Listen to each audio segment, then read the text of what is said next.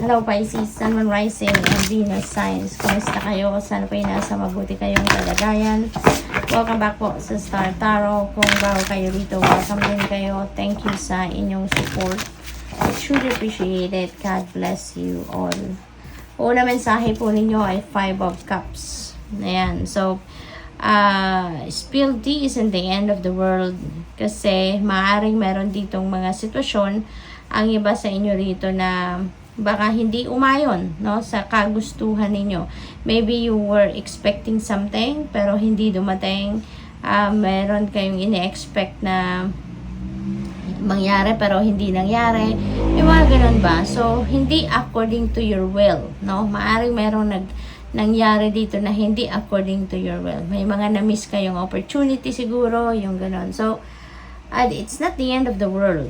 No, it's not the end of the world. Kung meron mang kayong expectations na hindi na-meet, hindi ito ang katapusan ng lahat.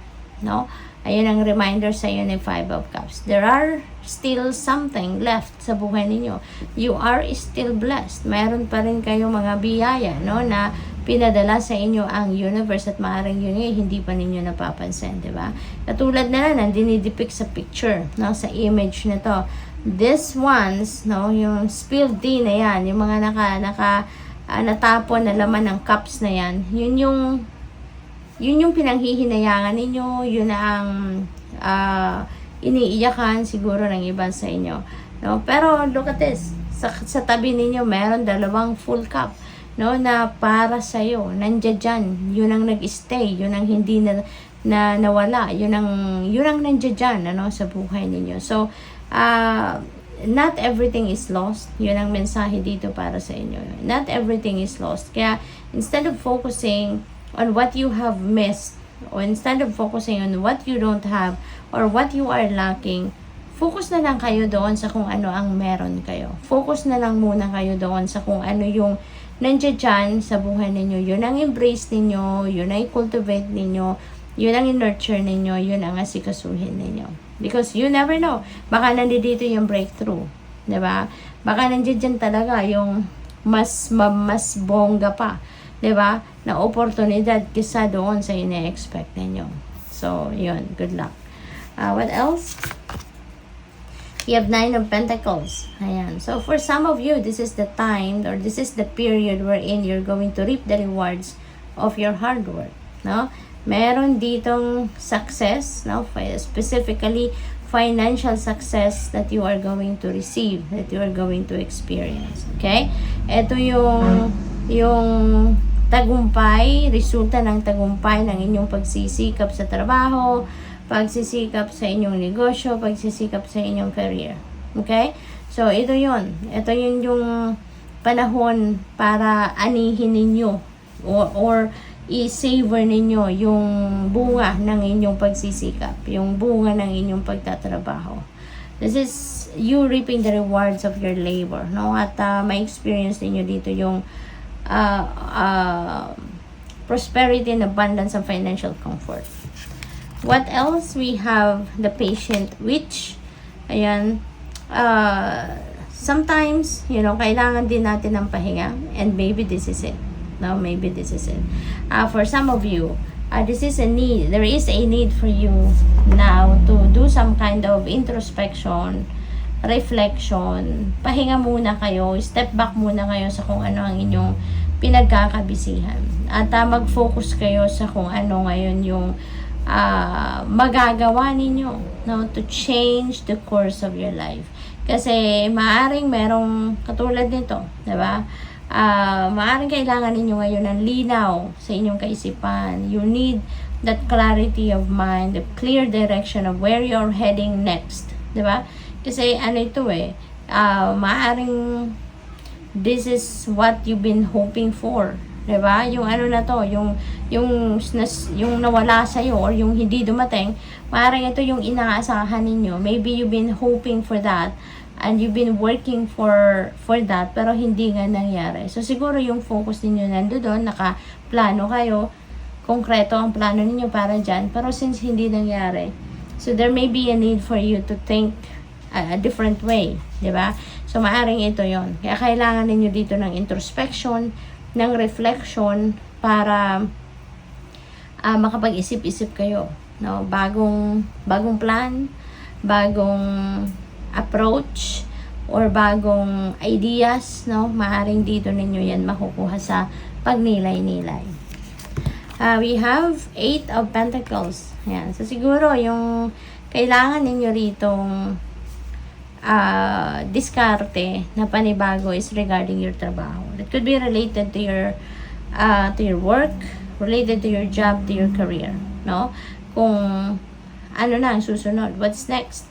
Ano yung pag-focus na ninyo? Ano yung other alternative? Ano yung other magagawa ninyo, 'di ba?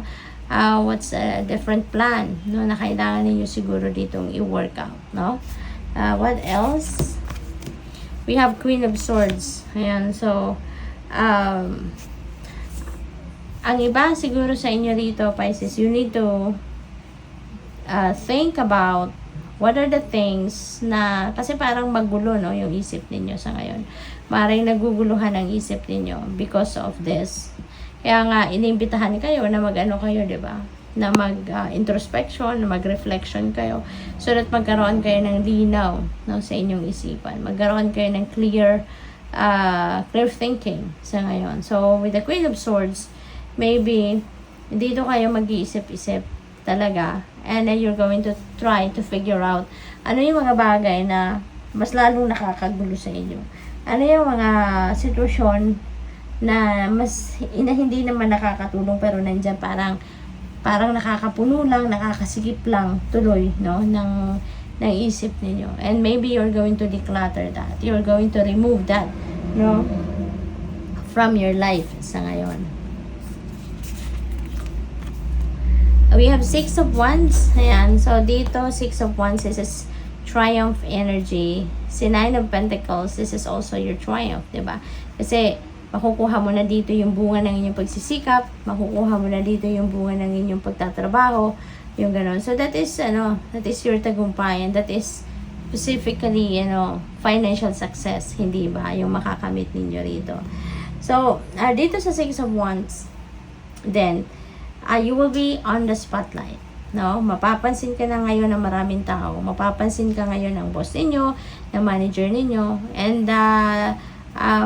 mabibigyan kayo ng mas maraming panahon or pansin sa ngayon ng hindi lang yung mga bosses ninyo, kundi yung mga tao sa paligid ninyo na nakakakita or nakaka-witness na kung paano kayo nag-evolve, kung paano kayo nakarating sa tagumpay na ito, no? Kaya, in a sense, you're also going to earn more respect, no, from other people. We have strength. Ayan, it takes great strength to be soft. Ayan, so siguro merong kailangan ninyo rito na i-activate yung inyong inner strength and courage for you to be able to face, no, your various situations sa buhay ninyo. Mahirap man at hindi, 'di ba? Challenging man at hindi, kailangan ninyo lagi lang kayong matatag so that you can continue on with your life regardless kung anong klase ang pinagdadaanan ninyo, no? And most importantly dito, no, sa panahon na ganito, yung kailangan ninyo dito, yung kailangan ninyo ng tibay ng loob, tatag ng dibdib for you to bounce back sa buhay, hindi ba? Kasi dito parang nalulungkot kayo, nalulugmo kayo, yung ganon. So, you need to activate your inner strength and courage for you to be able to get up, no, on your feet again at lumaban muli sa buhay. We have Ace of Cups. Ayan, so definitely babangon na kayo. You're ready to bounce back na rito kasi this is a new beginning energy. Ace of Cups is bagong simulain din. And this is blessings, no? These are various blessings na paparating sa inyo rito, no? At yung mga biyayang ito yung kailangan ninyo, no? Hindi ito ang kailangan ninyo. So, maaaring yung mga opportunities na to na na-miss ninyo, hindi nyo yung kailangan. Kaya hindi binigay na sa inyo. Hindi dumating, hindi in-award sa inyo, no? And this is what's meant for you.